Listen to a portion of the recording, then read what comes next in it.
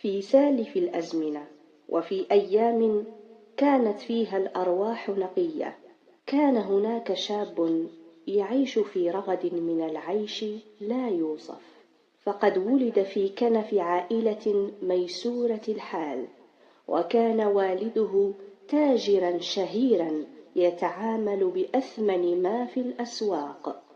كبر الشاب في دار فخمة تحيط به الخدم والحشم، وتربى على الرفاهية والكرم، ورغم صغر سنه كان كريم النفس لا يبخل على أصدقائه بشيء، فقد كان يقدمهم على نفسه، يشاركهم طعامه وماله كأنهم إخوته من الدم. وقد بادله أصدقاؤه المحبة والاحترام، وأظهروا له الولاء والتقدير، حتى أصبح محبوبا بين الناس، يضرب به المثل في السخاء والوفاء. ومضت الأيام كعادتها، لا تظل الأحوال فيها على حال، فقد شاءت الأقدار أن يرحل والد الشاب عن الدنيا، فاهتزت أركان البيت وتبدلت معالم الحياة. وبعد سنين انقلب حال العائلة من الغنى الفاحش إلى الفقر المدقع، وتراكمت عليهم الديون وضاقت بهم سبل العيش، فاضطر الشاب لأن يضع كبرياءه جانبا ويبدأ رحلة البحث عمن كان لهم معه عهد ومودة، عله يجد فيهم من يمد له يد العون في محنته. وبينما كان يسترجع أسماء من أحسن إليهم في أيام العز، تذكر صديقا كان الأقرب إلى قلبه، ذلك الذي لم يكن الشاب يبخل عليه بشيء، وكان يؤثره على نفسه في كل شيء، غير أن الزمن كما غير حال ذلك الصديق، فقد سمع أنه أصبح من كبار الأثرياء، يملك القصور والضياع، وتحيط به النعم من كل صوب. لم يتردد الشاب لحظة واحدة، بل شد رحاله إلى قصر صديقه القديم، يحدوه الأمل بأن يجد عنده فرصة عمل، أو حتى كلمة طيبة تعيد إلى قلبه شيئا من السلوى. وعندما وصل إلى أبواب القصر المهيب، استقبله الخدم والحشم بعيون متعالية، فسارع إلى تعريف نفسه، وحدثهم عن صداقته القديمة بصاحب الدار. ذهب أحد الخدم إلى سيد القصر وأخبره أن رجلا يزعم أنه صديق قديم، وذكر له اسمه.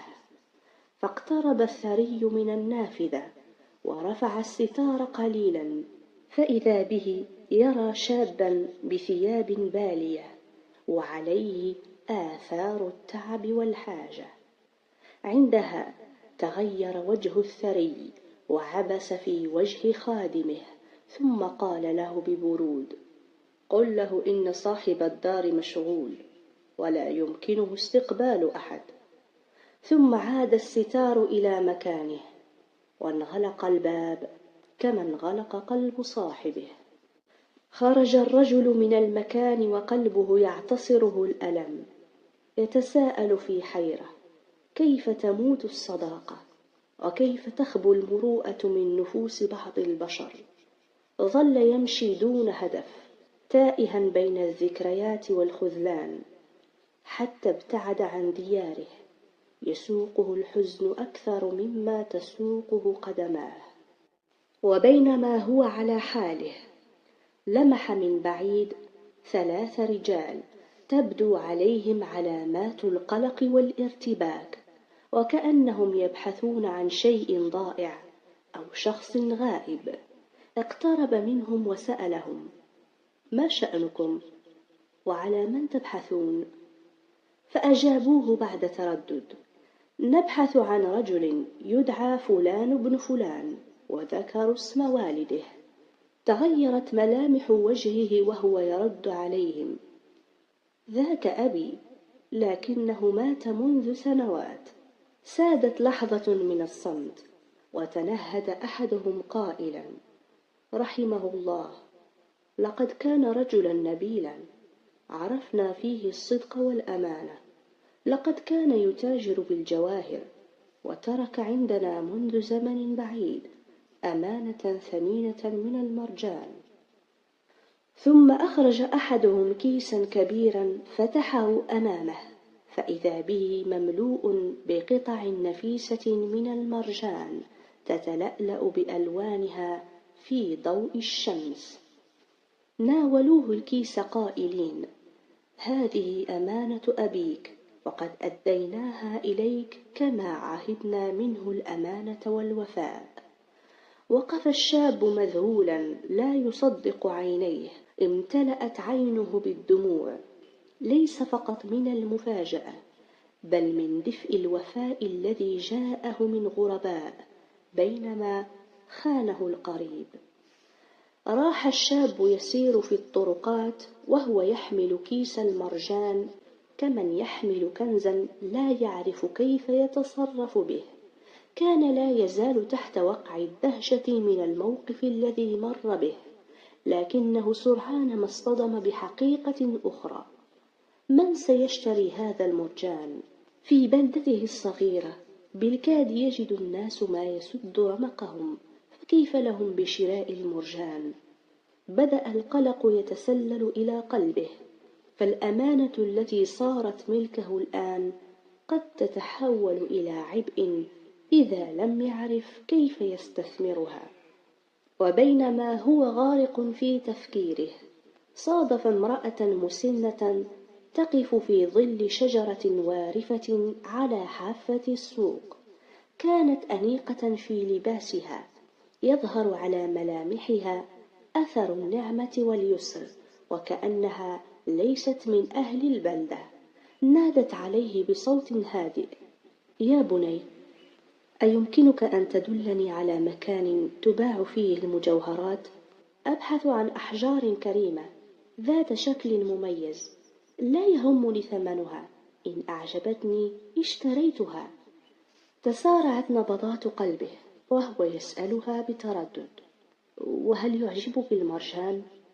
رفعت حاجبيها باهتمام وقالت: المرجان أحبه كثيرا، وخاصة إن كان نادرا ومميزا. فما كان منه إلا أن فتح الكيس وأخرج بضع قطع من المرجان ليرتد ضوء الشمس عليها فتعكس ألوانا ساحرة.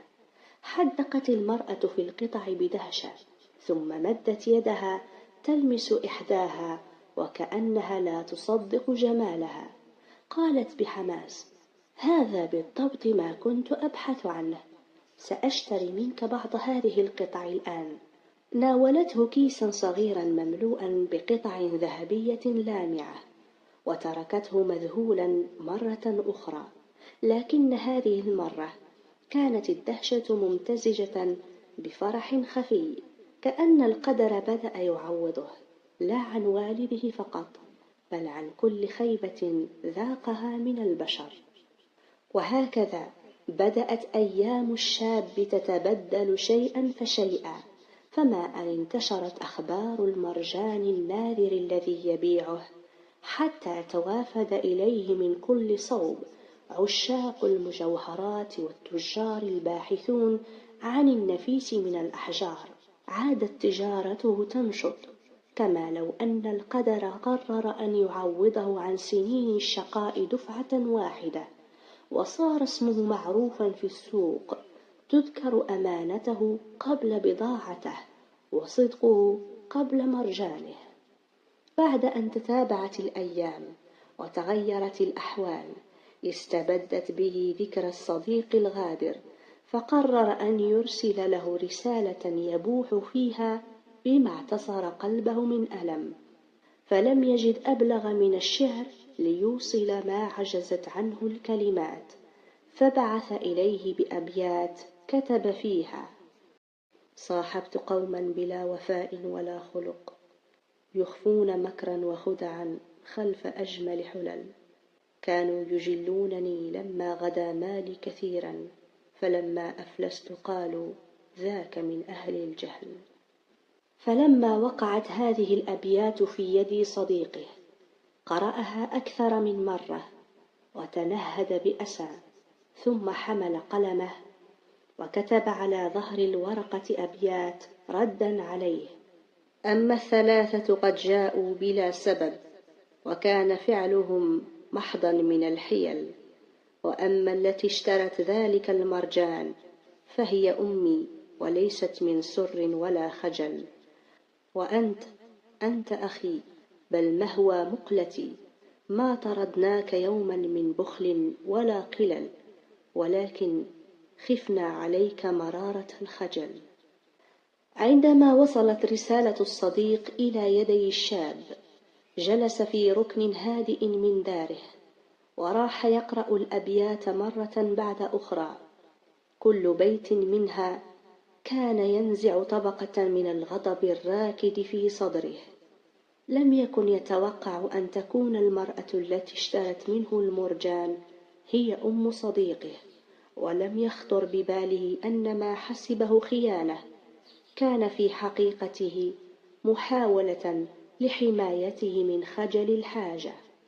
تضاربت المشاعر داخله بين وجع قديم لم يشفى ودفء كلمات صدرت من قلب يعرفه جيدا.